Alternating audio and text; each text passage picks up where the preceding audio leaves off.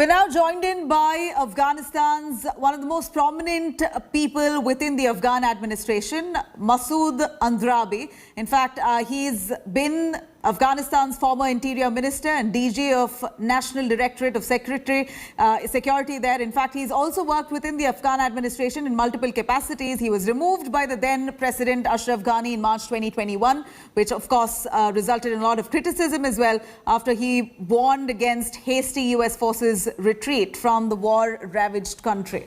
Masoud Andarabi, thank you very much for speaking to India today. If I could ask you, how are you doing? Fine, thank you very much. It's good to be with you and with your people. Yeah, thank you. We know what's happening. We see what's happening in Afghanistan. Sheer desperation as people are really wanting to leave Afghanistan at the earliest. These are the same people who for 20 years lived quite a peaceful life. Of course, they had quite some friction with the Taliban, but somehow the US dealt with them. But with the United States retreating quite quickly without a plan B, that resulted in the Taliban seizing power with much quick succession, if I could say, with great speed, catching the Afghanistan administration unaware. Whose failure would you call this?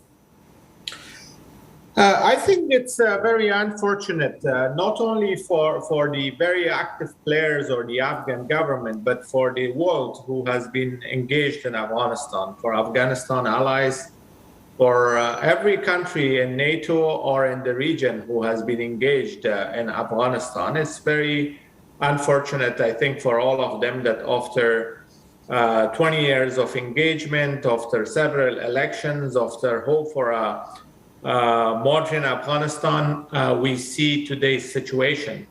I think everybody had a role to play in this, and I think we all failed together in this. But at the same time, we have chance to continue engaged in Afghanistan, and we be able to make something out of the current situation, so that we don't end up into a very dark future that if leaving Afghanistan alone would certainly bring that in the coming years. Right, Masoud Andarabi, we do know that the United States pulling out, retreating from Afghanistan was a deal that was struck years ago under the Trump regime. Afghanistan administration knew very well that the United States troops will not be there forever. They will be leaving. We've got to buck up. We've got to ensure that our people are safe. What really happened? Why was there no additional security or a plan that you could really come in place to stop the Taliban from approaching so quickly? I think we do understand that one day the US had to leave. They could not be there forever. Yeah, you knew the date. You knew the date specifically when they're going to leave. The deal was signed as well. So the date was well known.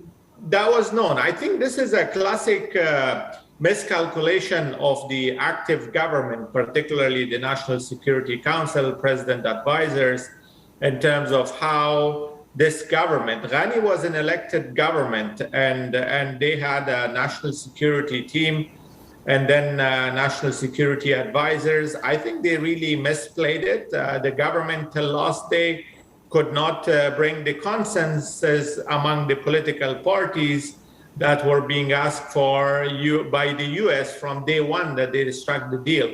The president started doing that in the last days, which was obviously very So he clear was basically, Ashraf Ghani was caught asleep. According to Trump, Ashraf Ghani has been only whining and dining with US senators, really not doing much to build the nation. I think a lot of people are now looking at what happened is certainly blaming President Ghani, and I'm also one of them. Listen, the day President escaped Afghanistan, there was no Taliban in the palace. I mean, the reports that he has given in his interview are utterly wrong. The decision was not made by his security cabinet. His chief of staff and his NDS director was not aware of his plan leaving at 2 p.m. that day. So that's classically the last hit that he could do to the government so that resulted Well, to he the says that collapse he of had threat to his life, and then he was advised by his internal security to leave the country because there was threat looming over him. How would you look at it? And what are the Afghan people really saying when it comes to Ashraf Ghani fleeing the country, leaving them to their fate? There was no particular individual specific threat on the president himself. At 10 o'clock that morning, he had a meeting with the NDS and Chief of Staff and National Security Advisor. There was no talk about a threat on him. So this was certainly a close circle, one or two guys who he may have assumed that there would be a direct threat of them. But there is a channel that threats comes. That's the National Directorate of Security. And there was no such threat on him as specifically that day that he would have escaped. So I think that's the excuse he's making.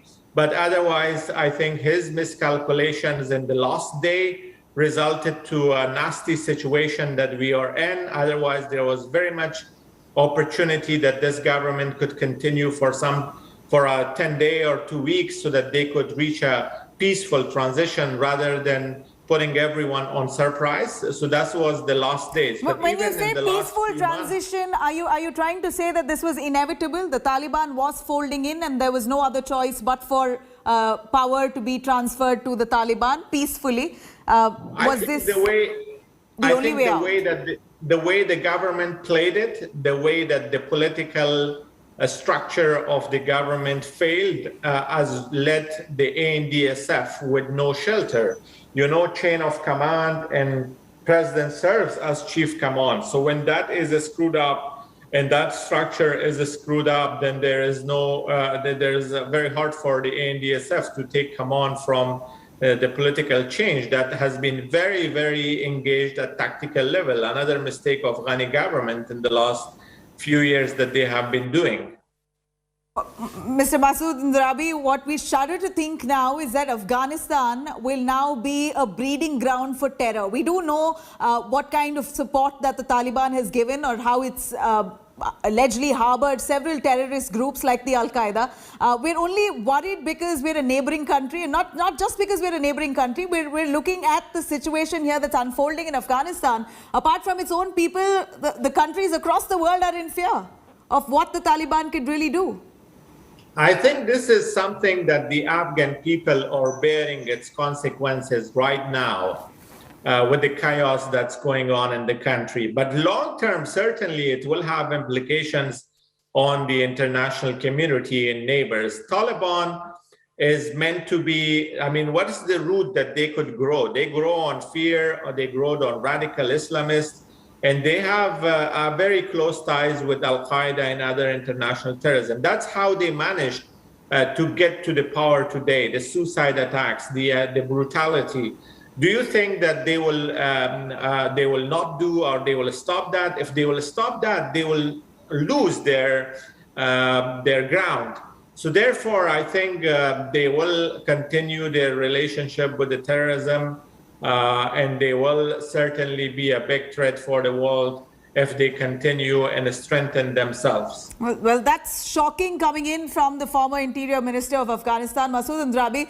The question here also arises, who's really backing the Taliban extensively? We have heard enough reports of the Pakistan being its strongest ally, of the China giving tacit support. Is that true? I think the Pakistani relationship with the Taliban is undeniable. The Taliban has enjoyed safe havens in Pakistan for years and years.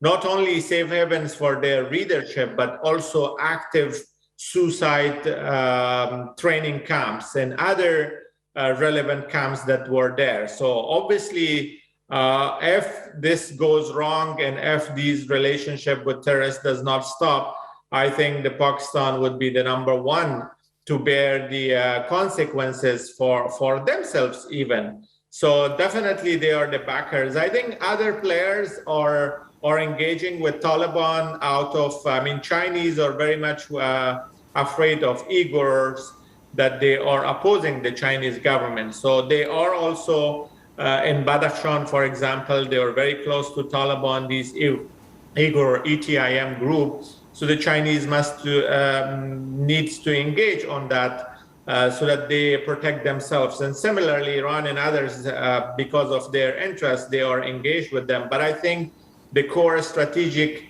support for Taliban is Pakistan, and right now they are continuing to do that. Well, you have officially announced that their co-partner is Pakistan, but Pakistan continues to deny any support to the Taliban. Officially, they've been saying that we have nothing to do with the Taliban, but if they are a major stakeholder, then we will engage with them only because we want the better of the people of Afghanistan. There are thousands and thousands of Pakistan militants right now join Taliban. Some of them are even on TV with this capture of Kabul that they have shown up. And there's thousands of them across the country that joined the Taliban in this summer offensive. So, I mean, Pakistan could keep denying, but it's very, very clear to the Afghan government, but also to any intelligence service that operates in Afghanistan or has interest in Afghanistan is fully convinced and aware of the Pakistan's involvement with Taliban. Well, that's awful. I'd like to ask you, at a time like this, when you have the Taliban fully capturing the country, you have Afghans who are local Afghans who are left threatened, desperately wanting to leave the country. What would be the fate of your own people? Will you fight back? I'd like to ask you, as much as they promise for peaceful governance and equality or equal opportunities for women, what is it that you stare at? I think Taliban has to adjust itself, but they will no longer be the current Taliban. Their linkage and ties needs to be disconnected, and they should certainly go towards an elected government, not an emirate. So that's very important if they really want the people to come along with them. Otherwise, I think there will be armed resistance against them. I mean, Andarabi, if you know, it's a 3 district in the northeast in Baghlan province, has recently stood up and took back from the Taliban after they started home-to-home searches and harassing of the people.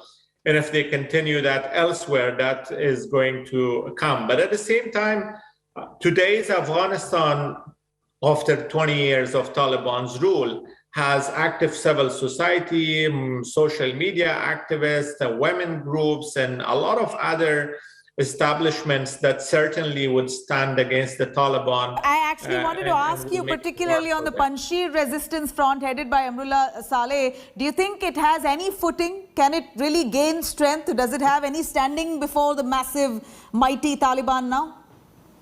I think there will be backs and pushes and these resistance. But at the end of the day, it's the sign that Afghan people in different part of the country, if the Taliban do not adjust to today's Afghanistan, these type of resistant pockets will stand. I mean, it might go away because of a massive Taliban attack, but this will not be the end of it. Another pop somewhere else will be popped up again, and Panjshir and Andarabi will be start up. So I think the resistance will continue in any form across the country.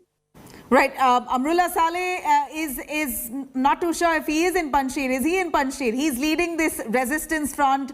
We hear the Taliban has not been able to capture Panjshir entirely. So we're looking at one pocket which is really strong, that's standing up against the Taliban, but we're only fearing for their life because they're still in small numbers. And what's the kind of capacity? Apologies to interrupt. Also, a quick word on the Afghan Army's capacity today. Is there an Afghan Army at all?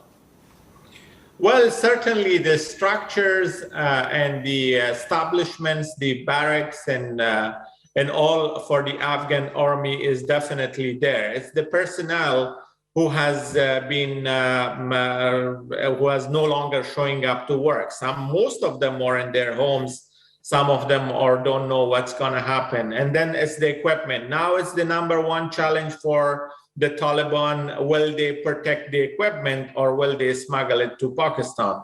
That's very important, and they have a historical obligations that they do not dismantle the army's structure and equipments and sensitive tools and capacity that they have.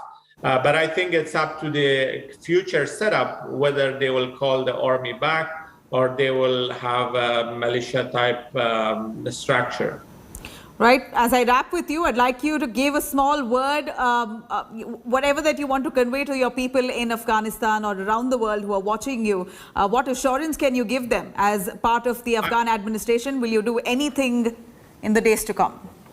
I think the Afghan people will have their voices in any capacity. One with their arm, one with their analysis, one with their activism. But I think we will make sure that our voice is heard by international community so Afghanistan is not abandoned. And at the same time, make sure Taliban realizes that they could not rule the way they did in 96, in 2001, the Afghan people. All right. Mr. Masoud, thank you very much for joining us with those details and really coming out, giving us answers which are direct and honest. I hope you are safe and your people are safe. Thank you. Thank you very much.